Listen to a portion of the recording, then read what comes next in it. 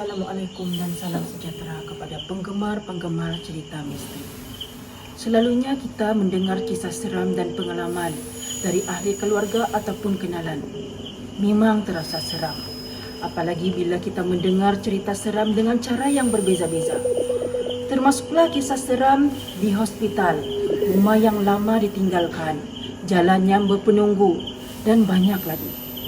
Sama seperti kisah seram yang dikongsikan oleh seorang kawan yang bekerja sebagai cikgu di salah satu sebuah tempat sekolah menengah di Sandakan, Sabah.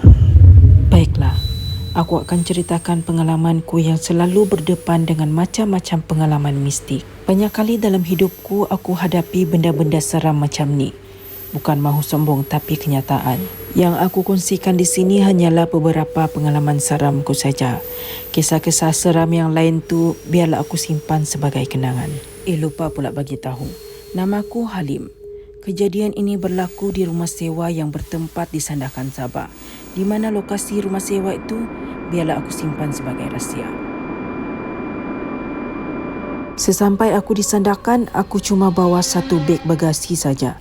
Kereta aku dan barang-barang rumah aku yang lain masih ada di dalam kontena kapal laut. Aku terpaksa mencari rumah sewa untuk aku tinggal sebab kuartus cikgu yang disediakan oleh sekolah semuanya full. Adam mempelawak aku untuk tinggal di rumah keluarga mereka.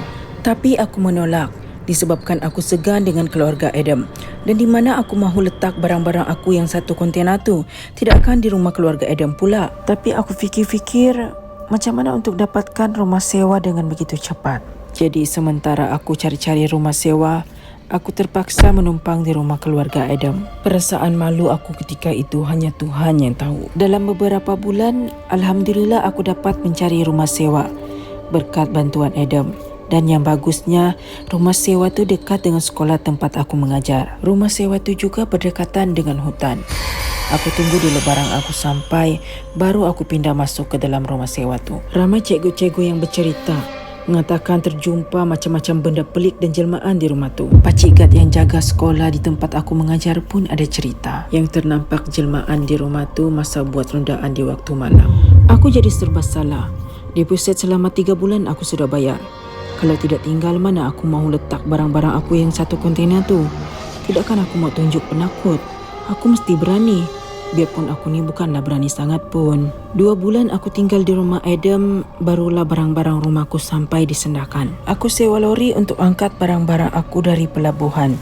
Dan aku meminta bantuan kawan-kawan cikgu aku yang lain untuk menurunkan barang-barang aku dari lori. Semua barang-barang aku sudah habis diturunkan dan masih ada tinggal sedikit di pelabuhan. Aku tinggal seorang diri di rumah. Kawan-kawan cikgu aku yang lain pula patah balik ke pelabuhan untuk habiskan sisa-sisa barang aku yang tinggal sedikit di pelabuhan. Masa inilah kejadian seram itu bermula. Masa tengah syok-syok aku kemas barang aku, tiba-tiba aku tengok kerusiku bergerak dengan sendiri. Sudah tu kerusi itu terapung tinggi, setinggi paras perutku. Aku terkejut. Aku perhati sahaja kursi itu terapung sambil mulutku tidak berhenti-henti membaca ayat suci Al-Quran.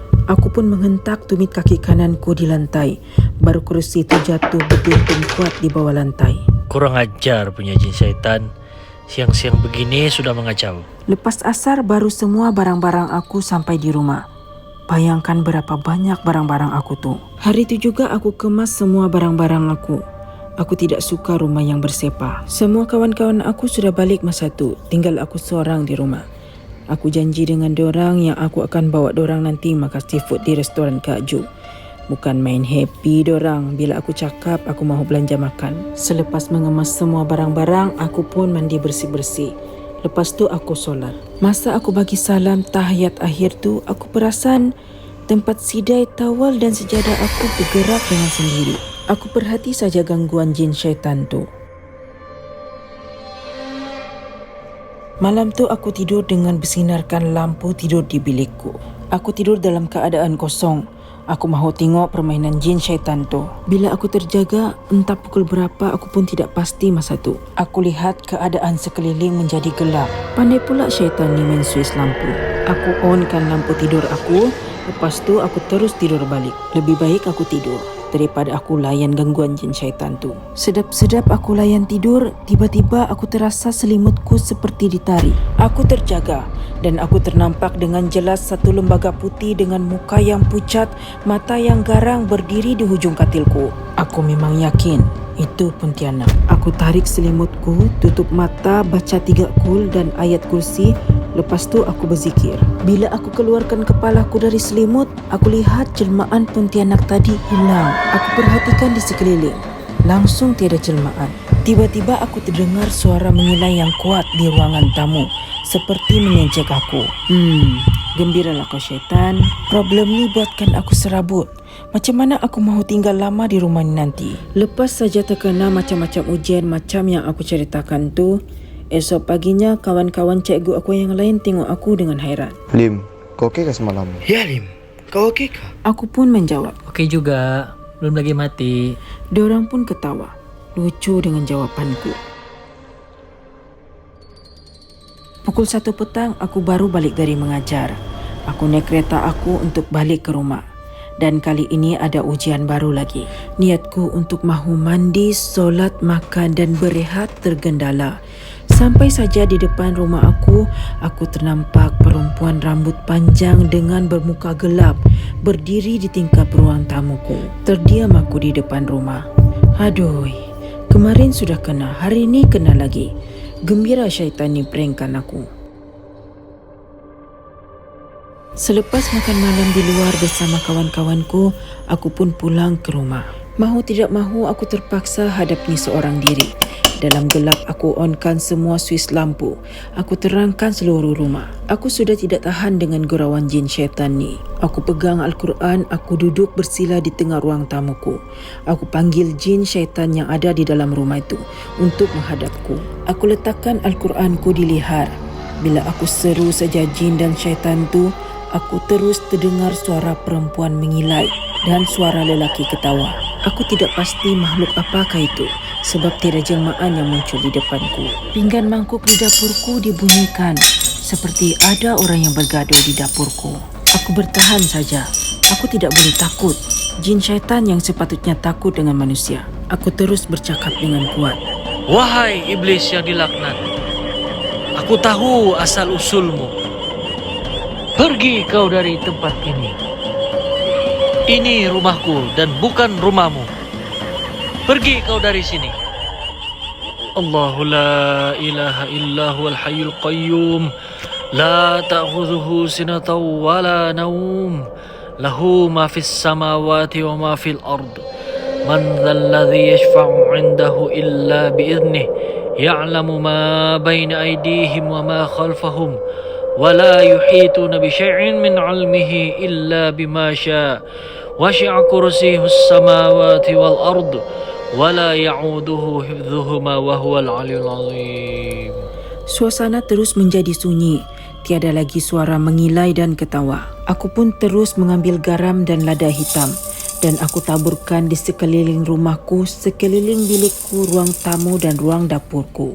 Dari sejak itu tiada lagi gangguan di bilik tidurku, di ruang tamu dan di dapurku. Aku tidak pastilah pula di bilik-bilik lain. Aku tidak masuk langsung. Lantaklah jin atau setan tu mahu buat apa? Dengar kabar rumah tu sekarang sudah dirobohkan, diganti dengan perumahan yang baru. Akulah orang yang terakhir tinggal selama 3 tahun di rumah tu. Pengajarannya di sini kita tidak perlu panik atau berasa takut ketika berada dalam situasi seperti dalam cerita ini kerana makhluk halus hanya bersifat menakutkan. Dengan itu Allah Subhanahu Wa Taala telah menurunkan beberapa ayat di dalam Al-Quran yang boleh dijadikan sebagai pendinding yang ampuh untuk menghancurkan mereka.